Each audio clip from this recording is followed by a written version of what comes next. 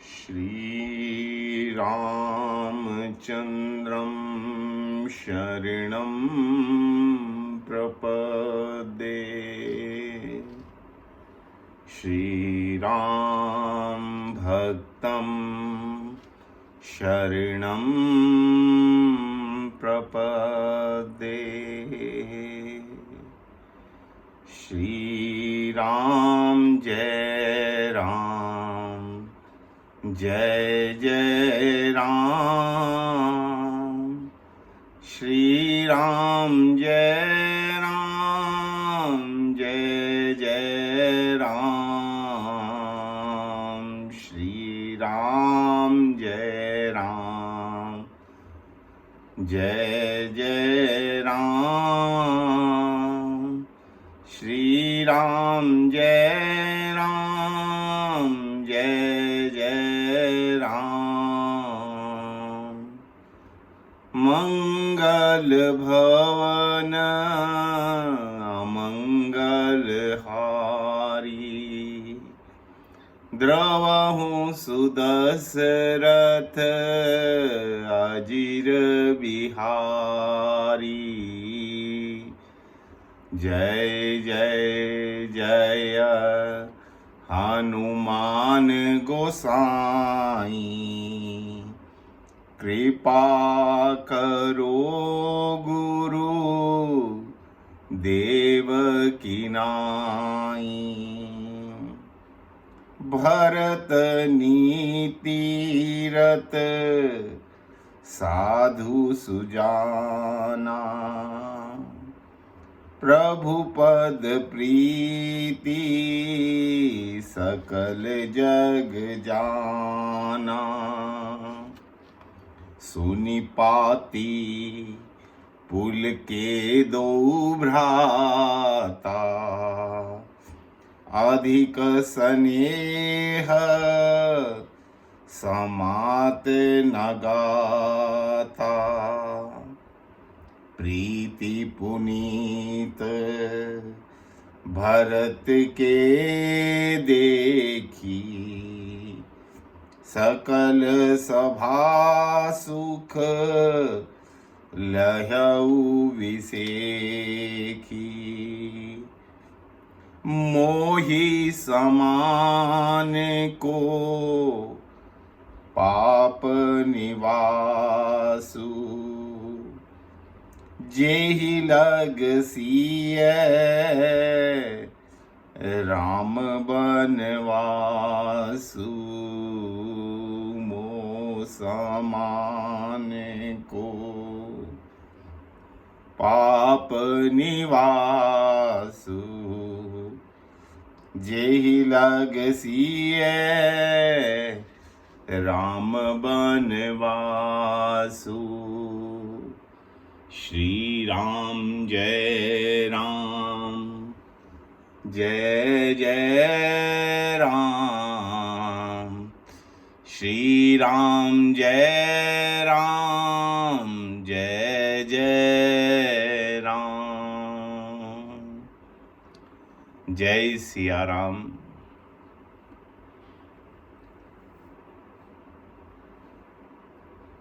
कल की जो चर्चा हम कल कर रहे थे,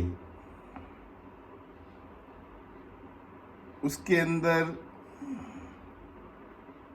एक बात मुख से जो निकल गई कि भरत राम जी के प्राण हैं और भरत राम जी की छाया है।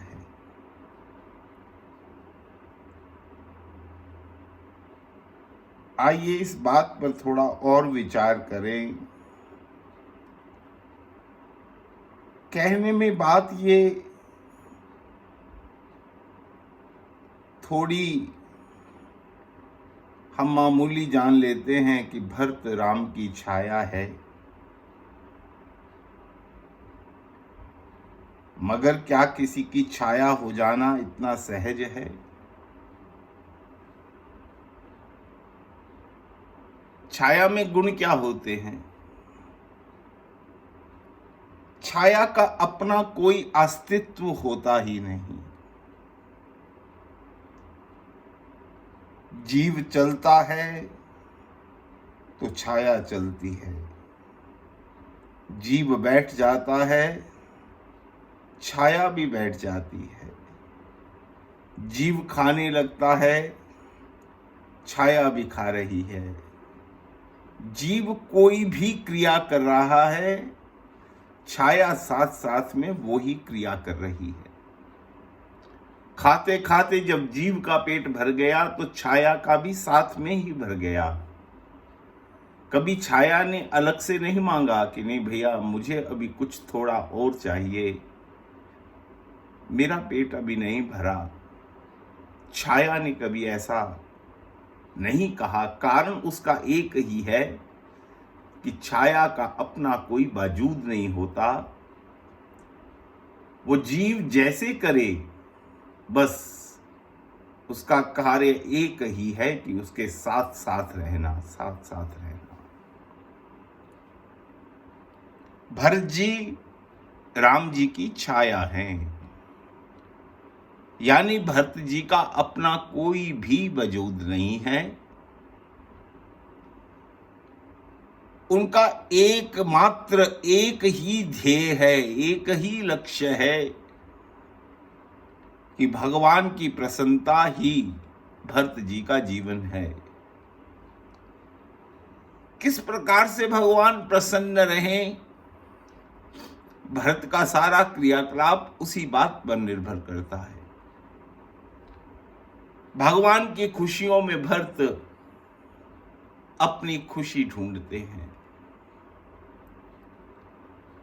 छोटे होते जब खेलने जाते चारों भाई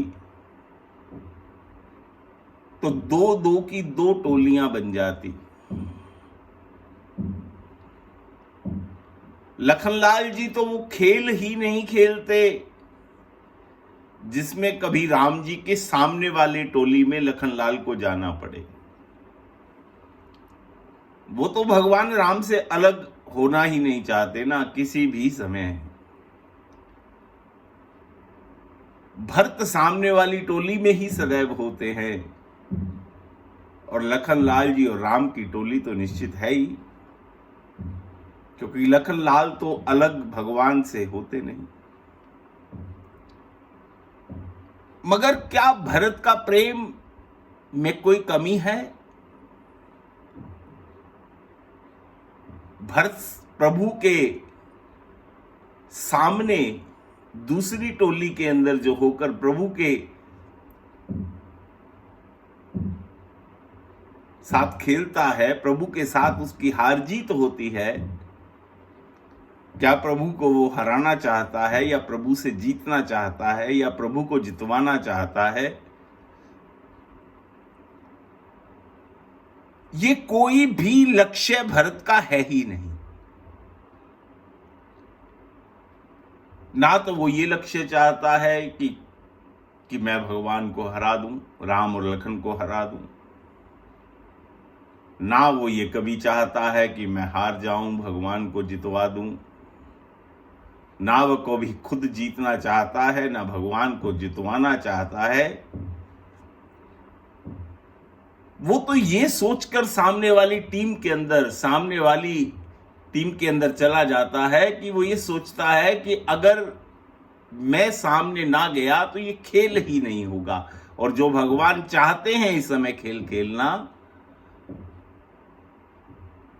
अगर मैंने भी कोई इस बात के ऊपर अपना प्रश्न रख दिया कि मैं सामने नहीं खेलूंगा, तो खेल हो नहीं पाएगा। और भगवान का जो इस समय भगवान की जो रुचि है खेलने में, वो भगवान की रुचि पूर्ण नहीं हो पाएगी। भरत बनना बहुत मुश्किल है भैया।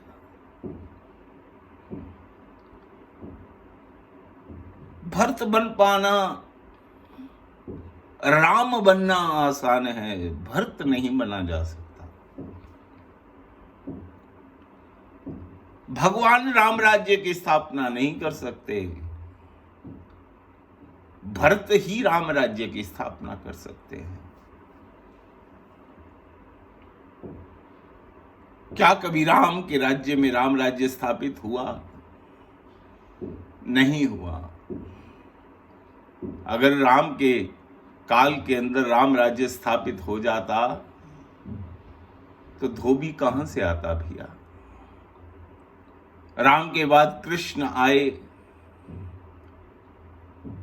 क्या कृष्ण के काल में राम राज्य स्थापित हो पाया? नहीं हो पाया, नहीं हो पाया। सब जानते हैं कितना बड़ा भीषण युद्ध,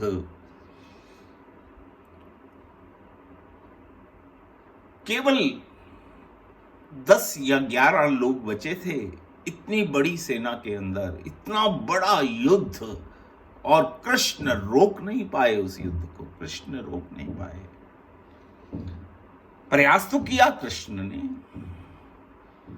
मगर महाभारत का युद्ध रुक तो नहीं पाया।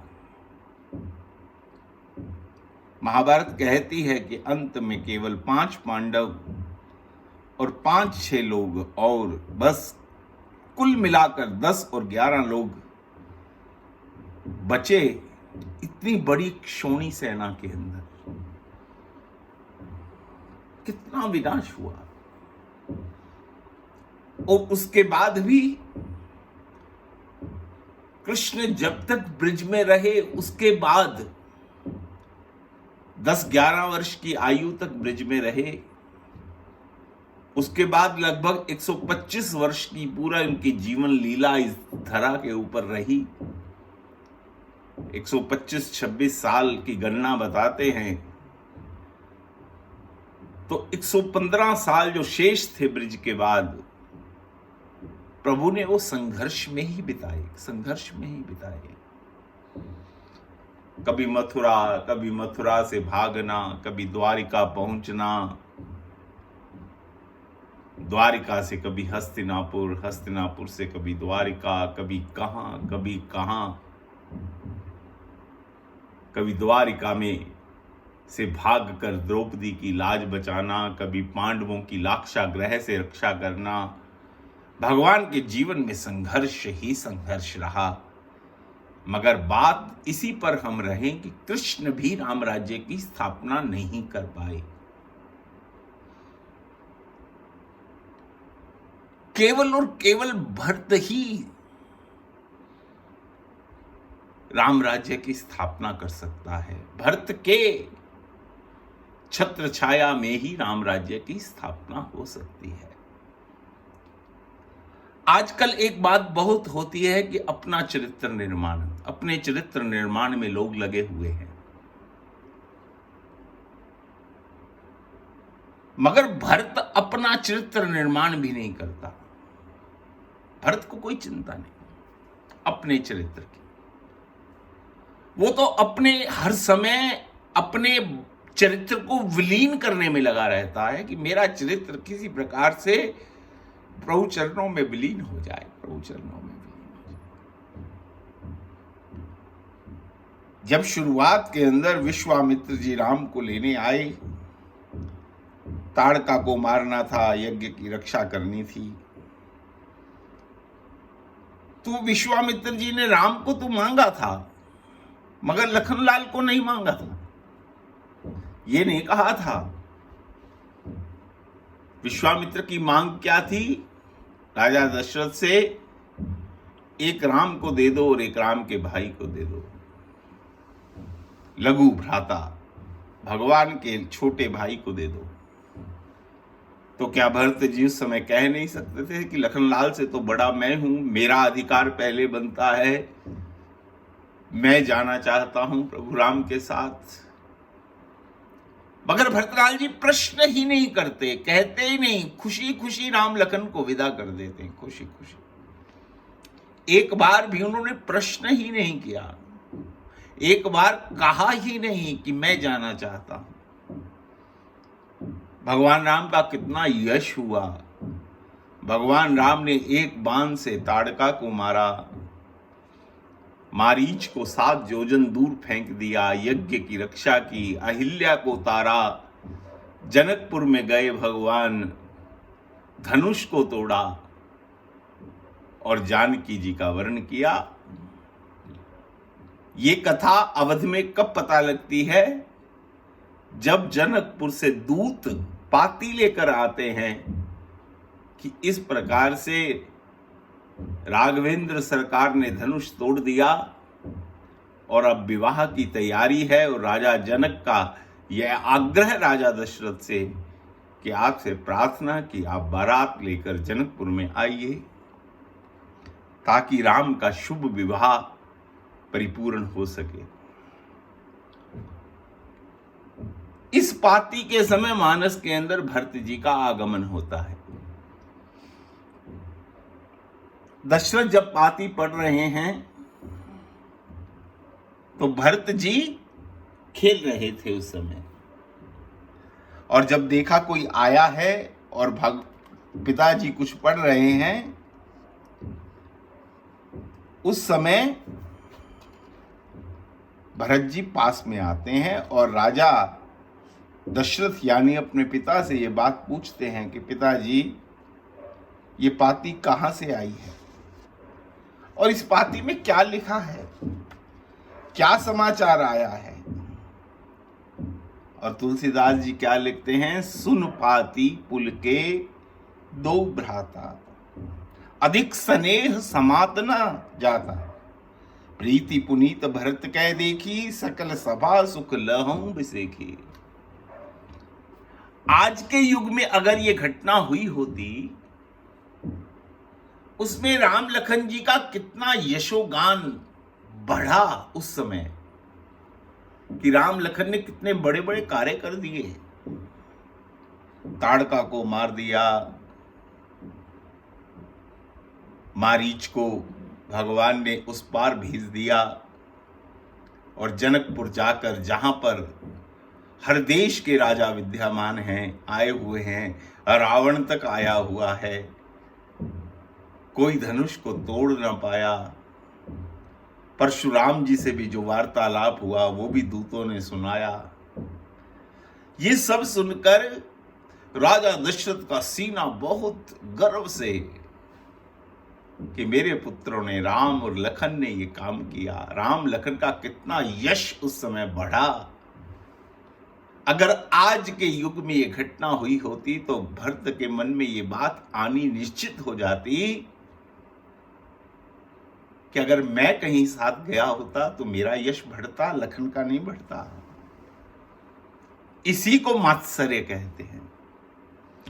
एक दूसरे के आगे भागने की होड़, जो भरत चरित्र में लेश मात्र भी नहीं है, नजदीक नजदीक भी नहीं है, भरत जी के चरित्र में नहीं है। भरत जी की किसी के साथ दौड़ है ही नहीं। भरत जी तो अपने गंतव्य पर पहुंच चुके हैं, और वो गंतव्य क्या है? सीताराम जी के चरण, और कोई गंतव्य नहीं भरत के जीवन में। जो व्यक्ति अपनी मंजिल पर पहुंच जाए वो फिर बैठ जाता है, आराम करता है, परम विश्राम प्राप्त करता है। आपने जीवन में कहीं सोच रखा था मैंने यहां पहुंचना है, और एक दिन देर सवेर आप वहां पर पहुंच गए। पहुंचने के बाद अब क्या है? अब तो विश्राम है, बस, इसके अलावा कुछ नहीं। भरत तो अपने उस समुद्र के अंदर हर समय अपने आप को विलीन करने का प्रयास करता रहता है कि मैं किसी प्रकार से भगवान के चरणों में मैं विलीन हो जाऊं, मेरा अस्तित्व ही समाप्त हो जाए, मेरा अस्तित्व ही ना रहे। भरत की सोच तो ये है भैया, कोई चरित्र निर्माण नहीं। वो अपना किसी प्रकार से चरित्र निर्माण नहीं चाहते। ये बात राजा दशरथ और रानियों के मन में भी उस समय आई होगी कि भरत क्या सोचता होगा, मगर तुलसीदास जी ने लिख दिया कि प्रीति पुनीत भरत कह देखी, सकल सभा सुख लयो विसेखी। और सारी सभा ने ये देखकर बहुत आनंद प्राप्त किया, सुख प्राप्त किया कि भरत बहुत प्रसन्न है। क्या जीवन ऐसा नहीं? मात्सर्य का मतलब तो आप समझते होंगे सब, कि दो व्यक्ति दौड़ रहे हैं, दौड़ लगाई है। अब दोनों साथ साथ नहीं दौड़ सकते, दोनों में से जो अधिक शक्तिशाली होगा वो एक आगे निकलेगा ही निकलेगा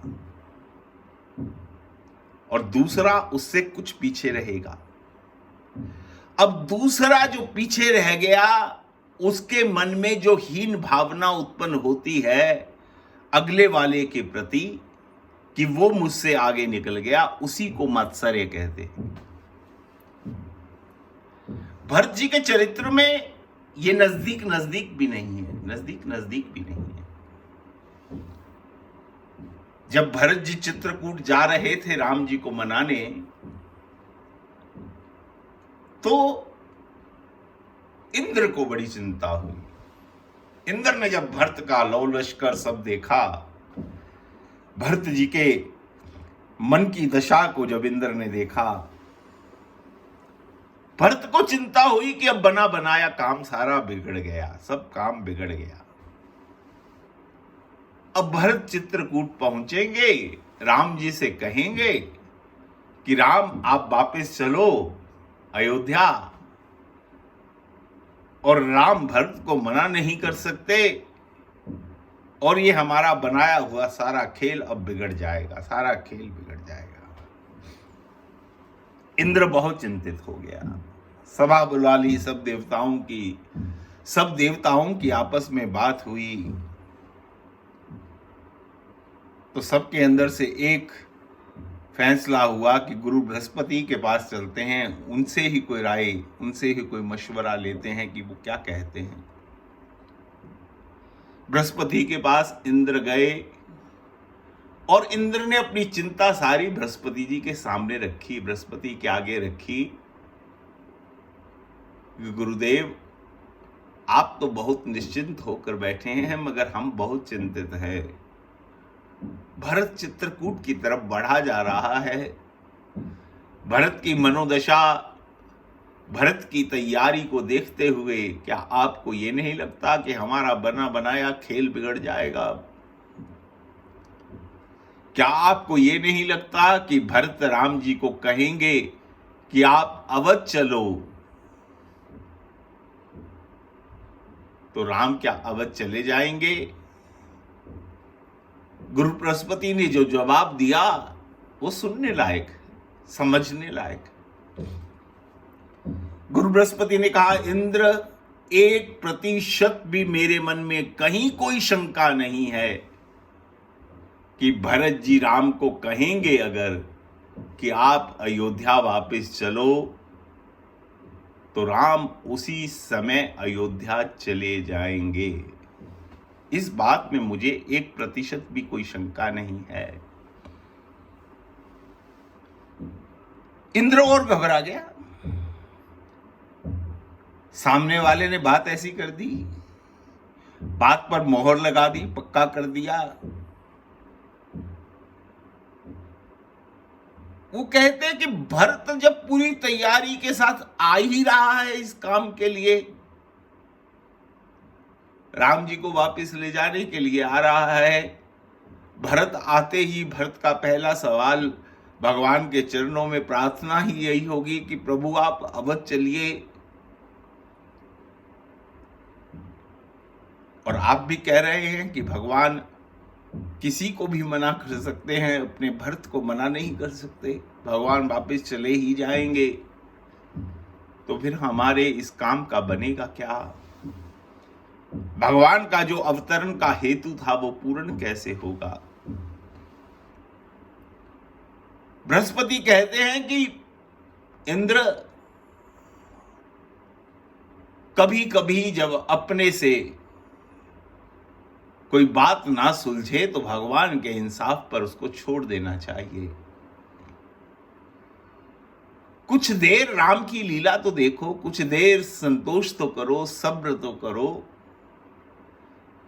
ये बात मेरे मन में पक्की है कि भरत कहेगा तो राम वापिस जाएंगे, मगर इस बात का अभी मुझे कुछ शंका है कि क्या भरत कहेगा राम को कि राम आप अवध चलो? क्योंकि बृहस्पति इस सूत्र को जानते हैं कि भरत जी जो हैं वो राम की छाया हैं, और छाया का अपना कोई वजूद नहीं होता। वो राम की इच्छा से विपरीत कोई बात राम को कह ही नहीं सकते। इंद्र इस बात को जानता, इंद्र नहीं जानता इस बात को, मगर गुरु बृहस्पति इस बात को जानते हैं, पहचानते हैं, भरत के प्रेम को पहचानते हैं। प्रेम के अंदर लेना नहीं होता,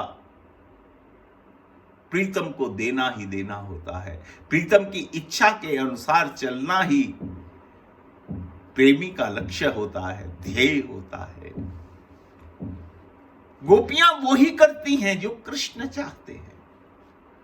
गोपियां कृष्ण की परछाई हैं, राधा कृष्ण की परछाई है।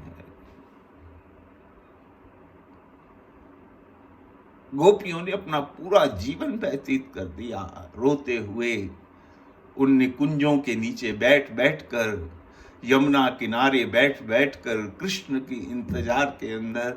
साहब कोई थोड़ा समय नहीं होता, एक दिन इंतजार का नहीं बीतता। उन्होंने तो अपना पूरा जीवन बिता दिया, जीवन, मगर फिर देखो कृष्ण आए नहीं। ये नहीं कि गोपियां जानती नहीं थी कि कृष्ण यहां से कुछ दूरी पर मथुरा में ही तो हैं अभी। एक बार जाएं और मिलाएं या मनाकर उसको वापस ले आएं, मगर गई नहीं गोपियां।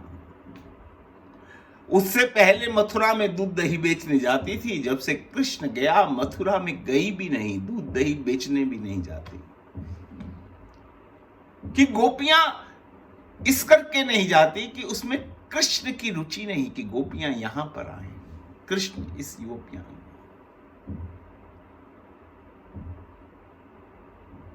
क्योंकि ब्रिज के अंदर माया का प्रवेश नहीं साहब। जो जनकपुर है वही ब्रिज है। जनकपुर विदेह नगर, जहां पर किसी चीज का कोई मान नहीं, अभिमान नहीं,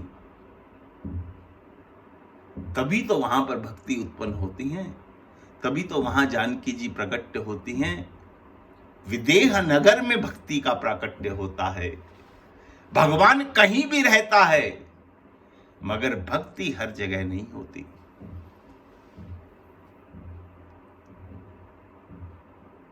तो बृहस्पति ने कहा आप कुछ देर इंद्र इंतजार तो करो, भरत को पहुंचने तो दो, राम को मिलने तो दो। और जो मानस का पाठ करते हैं, पारायण करते हैं, वो जानते हैं कि पूरी कितने दिन तक अयोध्या वाले चित्रकूट रहे, रोज सभा होती थी।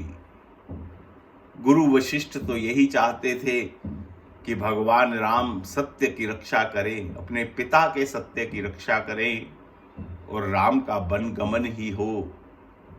मगर भरत ने ये बात रखी जरूर, और भगवान राम ने ये बात जब कह दी कि मेरा भरत जो कहेगा होगा वही, गुरु की बात को भी थोड़ा पीछे कर दिया। तो उस समय भरत जो कुछ बोलते हैं, जो कुछ कहते हैं, जे ही विधि प्रभु प्रसन्न मन हुई, करुणा सागर कीजिए सोई। आप वही कीजिए जिसमें आपकी प्रसन्नता है, क्योंकि भरत की प्रसन्नता उसी में है जिसमें भगवान की प्रसन्नता है। भरत का अपनी प्रसन्नता का कोई कारण नहीं, किसी प्रकार की कोई इच्छा नहीं भरत की। क्या भरत होना आसान है? बहुत बड़ा प्रश्न है, बहुत बड़ा। बच्चे का कर्तव्य है मां बाप की सेवा करना, इसमें कहीं कोई शंका नहीं।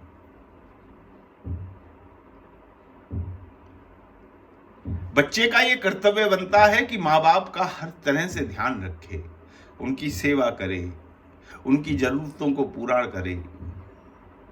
मगर मां बाप का ये अधिकार नहीं है कि बच्चा मेरी सेवा करे। ये बात समझ लो।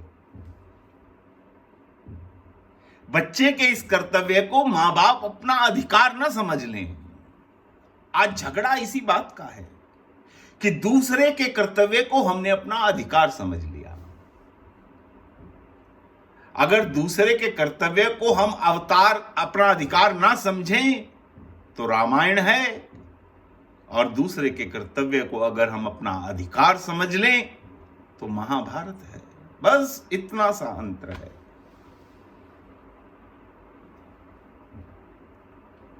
ये मनोदशा है अपनी अपनी, कौन किस दृष्टि से लीला को देखता है।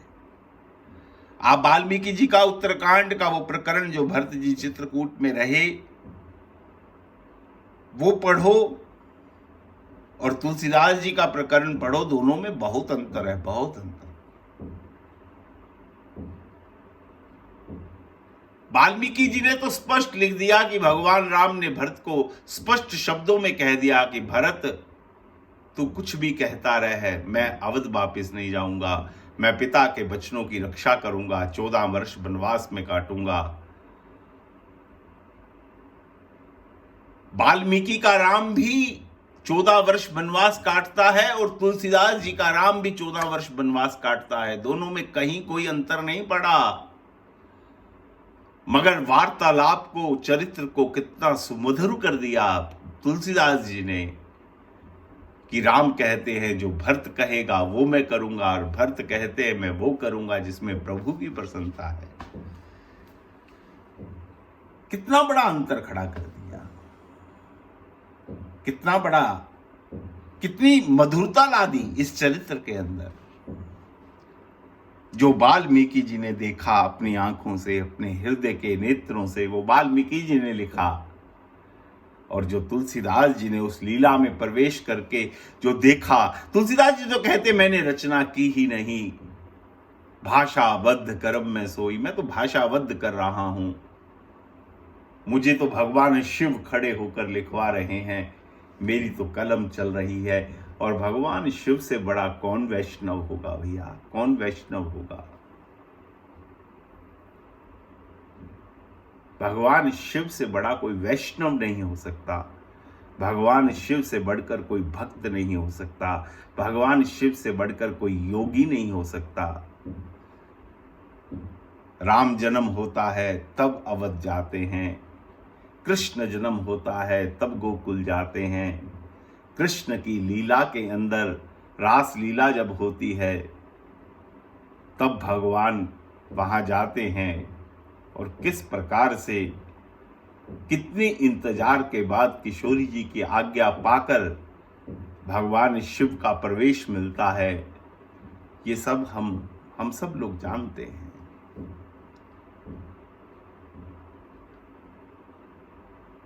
हर समय पर शिव बार बार भगवान राम की लीला में, राम के दर्शनों में पहुंचते हैं, प्रवेश करते हैं। राम ने जो देखा है, राम को जो लीला करते हुए शिव ने देखा, वही शिव आज बोल रहे हैं, और बाबा तुलसीदास जी अपनी कलम के द्वारा लिख रहे हैं। तुलसीदास जी तो बार बार कहते हैं मेरा कोई पुरुषार्थ नहीं है, मगर लीला बहुत अद्भुत है।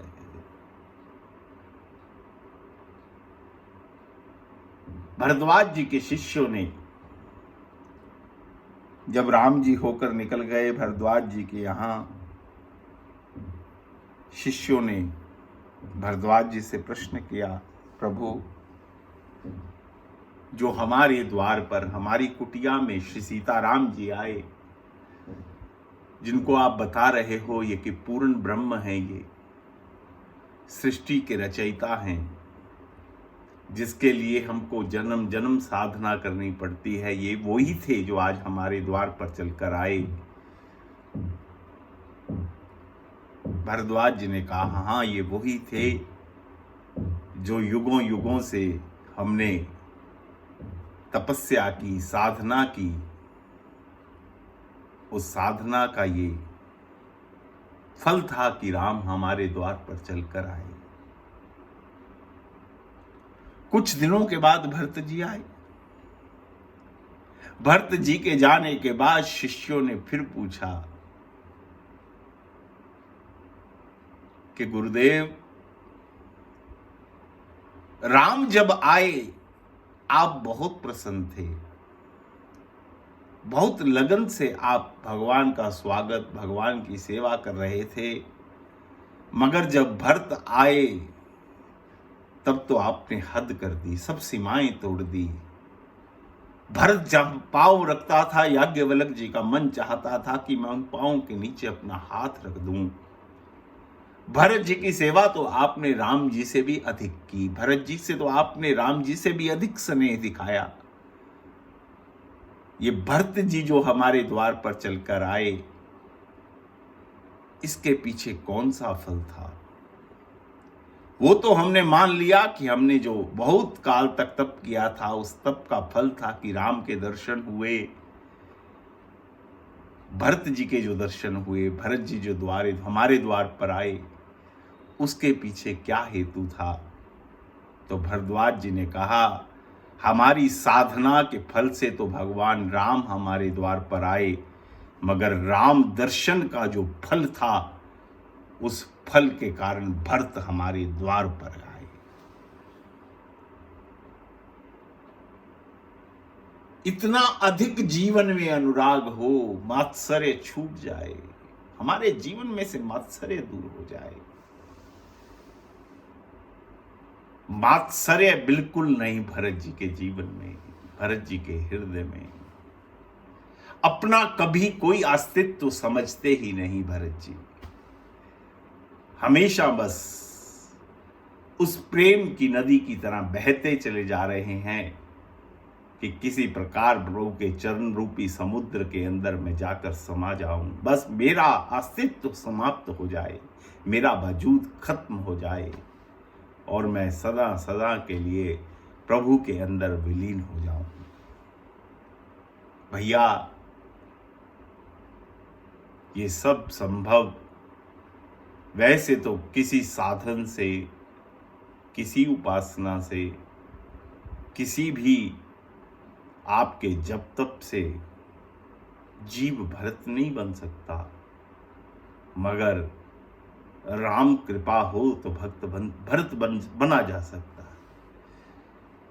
राम कृपा कब होगी, किस प्रकार से होगी, ये भी उसकी मनमर्जी की बात है। फिर जीव क्या कर सकता है? जीव केवल एक कार्य कर सकता है जिसको वो भूल कर बैठा हुआ है। जीव को बार बार बिना किसी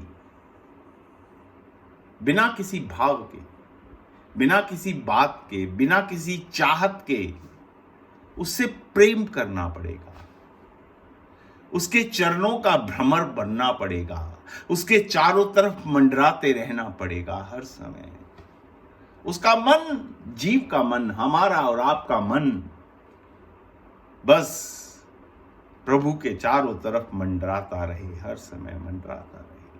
भगवान राम गद्दी पर बैठे हैं राज्याभिषेक के बाद, चारों भाई और हनुमान जी, क्योंकि राम परम संकोची हैं, कुछ कहते नहीं, कभी मांगते नहीं, कुछ जरूरत भी हो तो कुछ मांगते नहीं। चारों भाई और हनुमान जी सदैव राम जी के नेत्रों को अपलक निहारते रहते हैं और नेत्रों से ही पढ़ लेते हैं कि राम को इस समय किस चीज की जरूरत है, और उनकी जरूरत को पूर्ण कर देते हैं, पूर्ण कर देते हैं।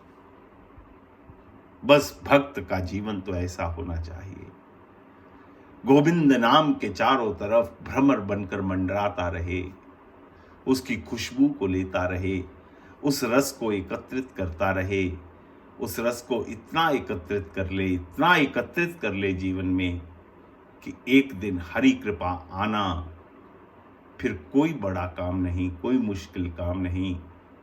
नाम लेते रहो, गोविंद की सेवा करते रहो, गोविंद का नाम गाते रहो, गुनगुनाते रहो। हमारे जीवन का, हमारी जीवन शैली का एक हिस्सा बन जाए हरिनाम।